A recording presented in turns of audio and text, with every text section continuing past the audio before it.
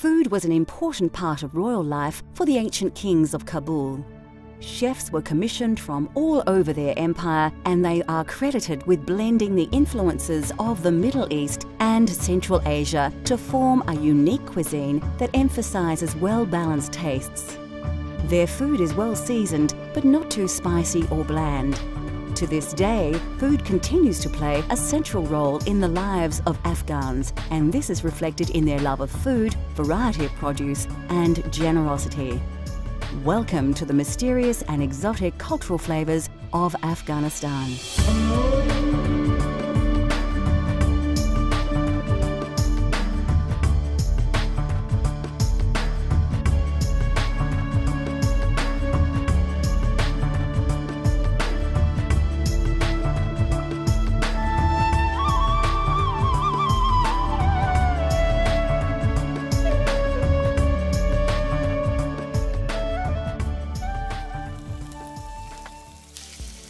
Afghanistan is a landlocked mountainous country with wide sweeping plains to the north and southwest. It is bordered by Pakistan to the south and east, Iran to the west, Uzbekistan to the north, and China in the far northeast. The country features a very wide range of terrains, and as a result, Afghans are able to grow many different varieties of crops, vegetables, and other produce. The variety is reflected in the way that food greatly differs from region to region. Since ancient times, Afghanistan has been considered an important region for trade. The region was located strategically along the Silk Road, which brought many traders from all over the known world. With these merchants came many food influences, all of which have played their part in defining Afghanistan culinary culture today. The trade routes also brought invading armies, hungry for conquest, and throughout its rich history, the region has been the focal point of many conflicts between numerous civilizations. The food of Afghanistan is a fusion of influences from the Middle East and Central Asia, and it pays homage to the country's rich but turbulent history.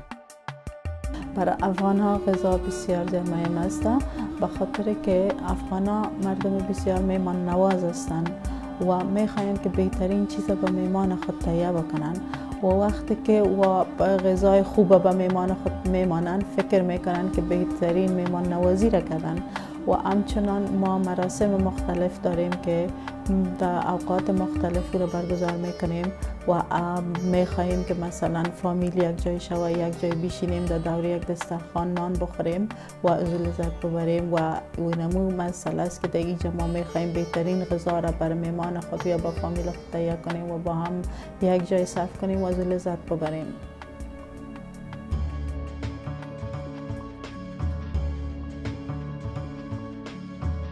Although Afghan food can vary greatly between regions, there are many food staples which are found commonly everywhere.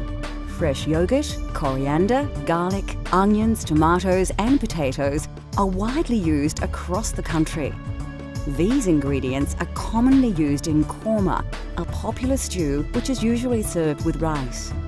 There are over 100 recipes for korma, and these can include many combinations of vegetables, fruits, spices and meat, but they are nearly always cooked around a fried onion base. Due to the large variety of terrains available to them, Afghans are able to grow an abundance of exceptionally high-quality fruits. These fruits have traditionally been the main export of Afghanistan. Afghanistan is well known around the world for the quality of its grapes. These are generally grown in the warmer climates and are highly prized. They are used fresh or sometimes dried to form sultanas, which can be stored for longer periods of time and added to dishes such as pulao, the national rice dish. Other fruits that are plentiful, depending upon the region, include pomegranates, apricots, berries and plums. Nuts are another important and extremely healthy food source that are very popular. Dried nuts and seeds, such as walnuts, pistachios, almonds and pine nuts are plentiful across the country and commonly added to many traditional dishes. With its location along the Silk Road, it's no surprise that the cuisine of Afghanistan makes good use of the herbs and spices. Cardamom and black pepper were introduced from India, while mint, coriander and other spices came from Europe and China. Fruits and vegetables, fresh and dried, are an important part of the Afghan diet, especially in the rural areas. They are cooked and served as accompaniments, relishes, appetizers and main courses.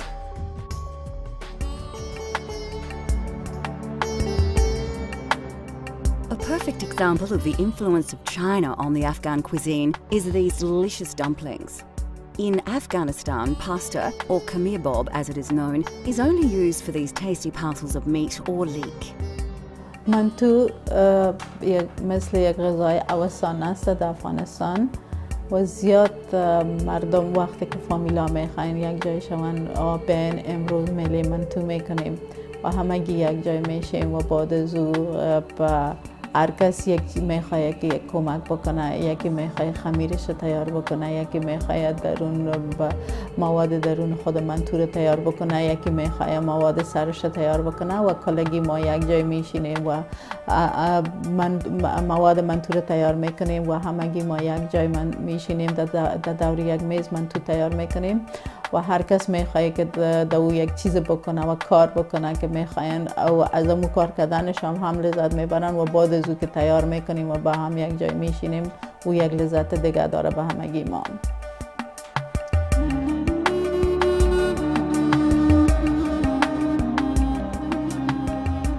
For this dish, you will need some wonton wrappers. You could make them yourself, but they are inexpensive and available from most Asian grocers. You will also need a range of fresh vegetables and spices, and some natural yogurt for the final presentation.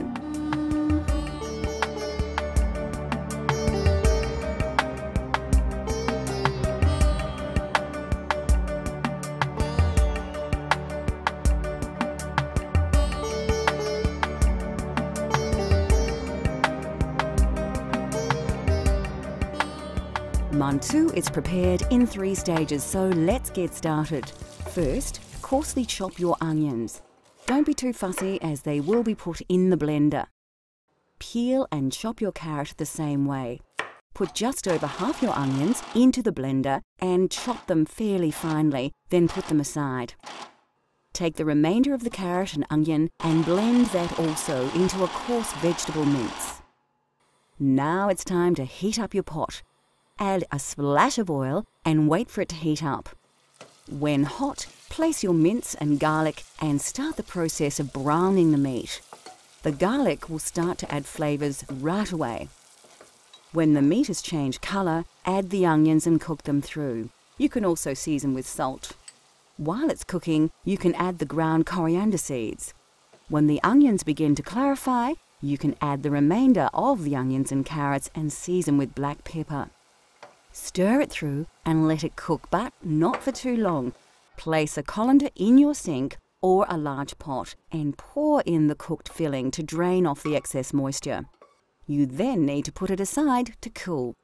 Now you will need to create the sauce for the dumplings. Firstly, chop the onions finely for frying. Peel and chop your carrots ready for the stock. Wash and peel your potatoes and chop them into small cubes. Slice the tomato into small pieces and peel and chop the garlic. You don't need to mince it, the flavour will release from the slices. Place the pan on the heat and add some oil. Be quite liberal with the oil, about 2/3 of a cup. Again, wait for it to heat up before placing your onions and garlic into the pan to brown. When the onion is cooked well, add your tomato. Cook for a little while before adding the carrot and potato together. You can also season with a little salt at this time. You will notice the sauce is taking on a nice rich colour. You will need to add a little water at this stage, then put the lid on and place it aside to simmer. When the filling is cooled, place your steamer pot on the stove to heat up. Then it's time to make your dumplings. Make sure you have a little water handy to pinch your wraps together. Spread the wrap on the bench top and place a little filling in the middle. Wet your fingertips and dab a little water in each corner. Fold the opposite corners together like this, and then curl the ends together. Let's take a look at that again. Everybody makes their own particular shape, and don't worry if yours looks a little different, they still taste great. When you have steam escaping from the lid of your steamer, it's ready to go. Place a little oil on the steam pan and oil it lightly. Place the Khmer bob dumplings into the tray, not so close that they will stick together. Cook them for about 10 to 12 minutes, then serve them with fresh natural yogurt with a little garlic and lemon juice and a sprinkle of paprika. Finally, garnish with mint or coriander. Then, of course, eat them before they go cold. Mantu, a popular Afghan treat.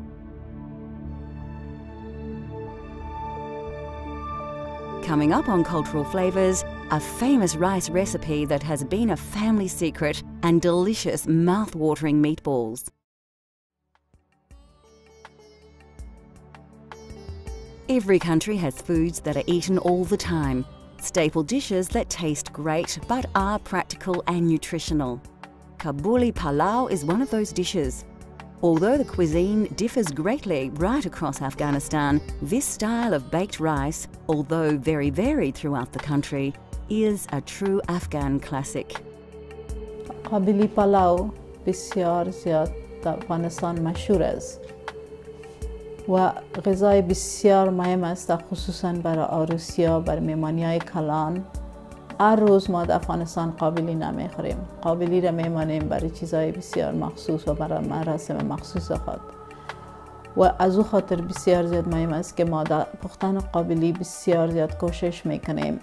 مثلا بهترین برنج برای قابلی استفاده میکنیم و بهترین گوشت که در او سسش مندازیم و از گوشت که استفاده میکنیم برای قابلی و زردک و کشمش، خلال بادام، پسته و مسالجات مختلفی که با او استفاده میکنیم. قابلی را یک غذای بسیار مخصوص ساخته در افغانستان که بسیار لذت بخش است.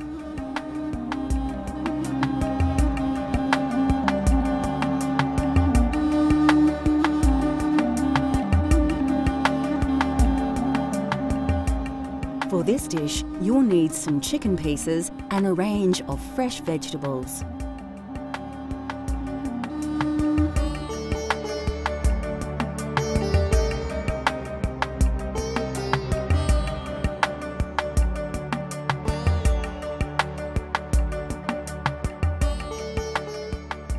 You will also require rice, and it's best soaked. 1 hour is okay, but soaking your rice for 3 hours is preferred. The first step is to prepare your chicken pieces. If you have quality free-range chicken, you may prefer to leave the skin on. Broiler hens tend to have a stronger flavour, so it's best to remove the skin, and you can wash it to remove some of the fat layer on the meat. Dice a large onion and about half a large tomato.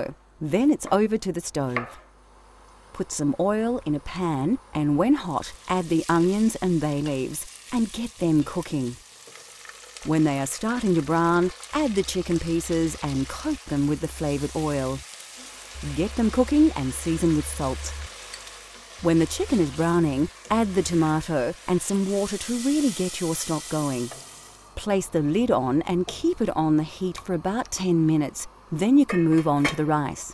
Now place a pot of water on the heat with a lid in preparation for the rice. While this is warming up, you can prepare the carrots that add flavour and colour to the rice dish. Peel your carrots, cut them, then slice them julienne style. You can use a slicer if you prefer. When the water is boiling, drain the soaking water from the rice and add it to the pot of water. You can also add some salt here too. While the rice is cooking, you can caramelise some sugar. This adds a rich brown colour to the dish. Add your sugar to a pan on medium heat, and while the rice is cooking, let the sugar begin to melt. Keep an eye on both the rice and the sugar, as you don't want to overcook either. When the rice is just softened, drain the water off. Wait until your caramel has reached a dark, rich tone. When it reaches this colour, add some water to stop the sugar cooking, then return it to the heat. Place the rice back in your pan, then tip the stock liquid into the rice and add the caramel. You will also need to add some oil here to avoid the rice sticking together. Grind your cardamom and fennel and add this to the rice. Place it back on the heat to warm. When steam escapes from the lid, it's time to place it in the oven at 250 degrees Celsius for 20 minutes. Then lower to about 100 degrees for another 40 minutes. You can cook it longer on low heat and the flavours will develop further. Now you will need more ground cardamom to add to your rice dish later. Then it's back to the stove to prepare the last of the ingredients. Fry your carrots, then sultanas, in a liberal amount of oil. Place an aligned colander to drain and add your pistachios, almonds and the ground cardamom. Then mix well.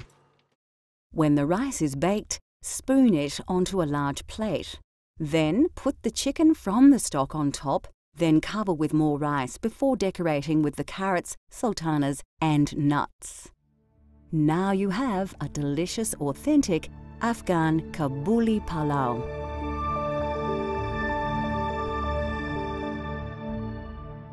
Next on Cultural Flavours, we explore the flavours of a traditionally hearty meal that is one of the oldest known recipes from the Middle East.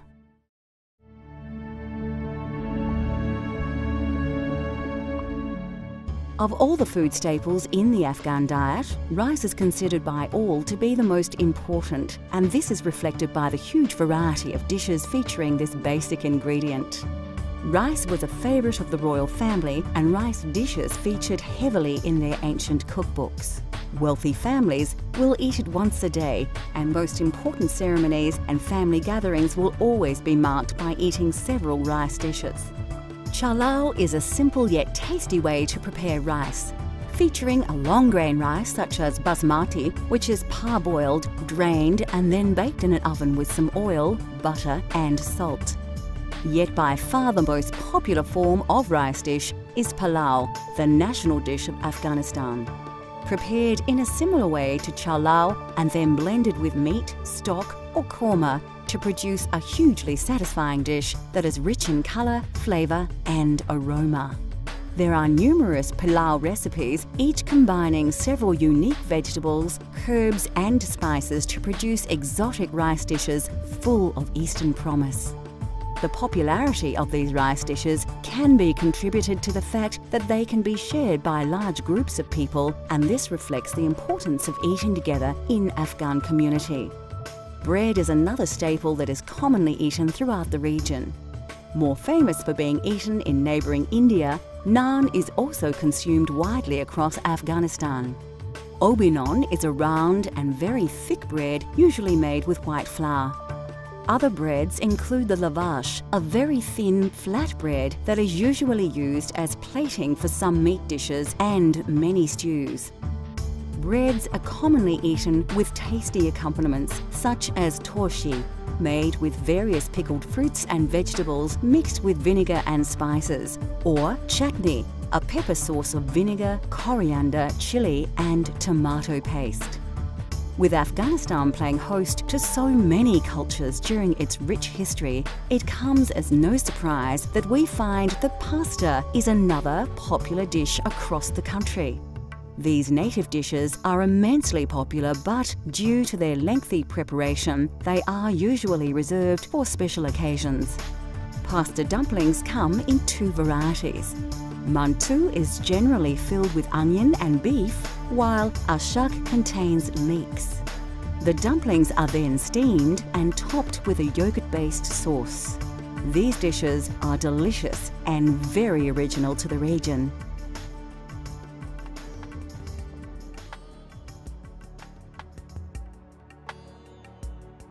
Popular across the Middle East and Asia, kofta, or meatballs as they are known in the West, have been made for hundreds of years. Made from ground meat or mince, they are a delicious piece of culinary history. کوفته از گوشت کوبیده تیار میشه که به همراه ترکاری‌های مختلف یک جای میشه و همراه یک مساله مخصوص خود کوفته و او بسیاری مردم خوش دارن که مرچ داشته باشه، بسیاری ندارن. خود کوفته به تنهایی همراه نان صرف میشه، مگم در افغانستان زیادتر کوفته را همراه چلاو صرف میکنن که او را کوفته چلاو میگن و یا همراه کچری قروت صرف میکنن که او هم یک غذای بسیار زیاد مشهور است و کوفته همراه این دو چیز زیادتر در افغانستان مصرف میشه.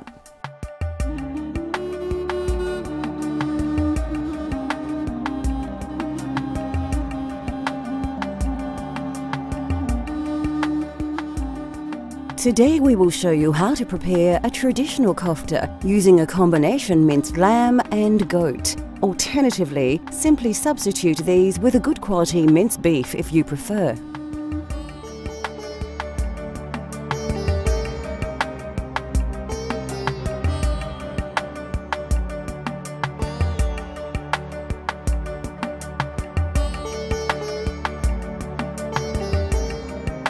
First, you will need to prepare your sauce that the meatballs will cook in, so peel and slice your garlic. Then you will need to chop your onions and slice your tomato and place it aside. Wash your fresh curry leaves ready for cooking. You can leave them on the stalk for now. Move over to the stove with your ingredients close by. Heat up some oil and when hot, fry your onion. When the onion is close to clear and browning off a little, strip some curry leaves into the onion and oil. Fry for about a minute to release the curry flavours and then add your tomato. Give it a quick stir and then you can slow the cooking by adding some water, about 2 cups. You will need your mince for this part. If you don't have goat and lamb mince, any type will do. You will also need to grind your coriander and peppercorns. Slice the onions and wash and slice the peppers. Then you can place them in a blender and chop them finely so they can be mixed into the minced meat. Add the onions and peppers to the meat along with the ground coriander seeds and ground pepper. Put a dish of water close by, then mix the ingredients with your hands. When thoroughly mixed, wet your hands a little and work the meat into small balls, then flatten. When they are all done, you can take them over to your simmering pot and add them to the sauce. Stir them through a little and replace the lid. They should be cooked in about 15 to 20 minutes, but you can leave them on a very low heat until you need to serve. They will absorb more flavour. Generally, kofta are presented in a bowl, garnished with mint or coriander and served with some warm flat bread. And yes, they do taste as good as they look.